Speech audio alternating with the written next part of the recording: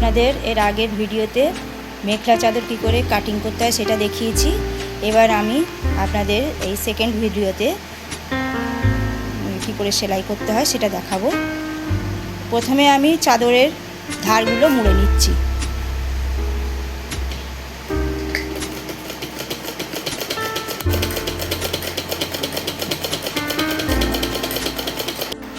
তিনটে করে এই যে 6টা ভাগ যে মানে কেটে রেখেছিলাম সরু সরু পোর্শনগুলো, যেগুলো আমি চাদরে সাইডে লাগাবো, সেই তিনটে একসাথে পরপর জুড়ে নেব, দুটো আলাদা আলাদা করে।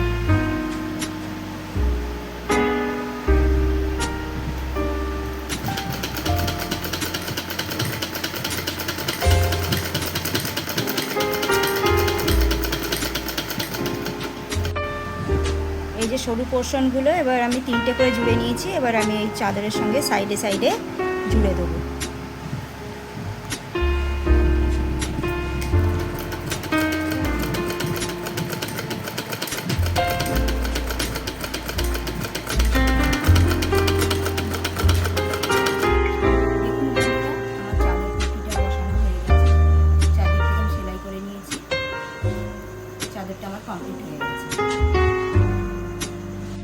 এবার আমি মেখলার সাইডটা মুড়ে নেব।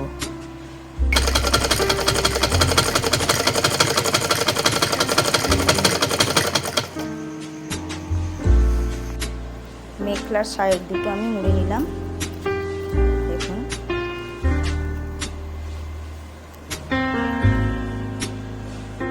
আমি এখন মেখলার নিচের পাটটা মুড়ে নিচ্ছি।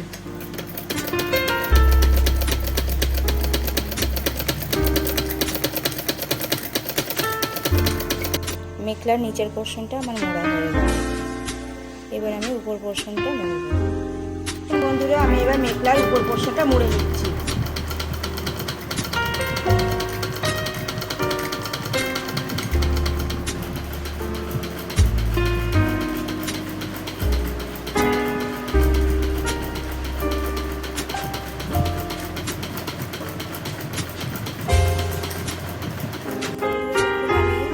পোর্শনটা কেটে নিয়েছি 32 সাইজ।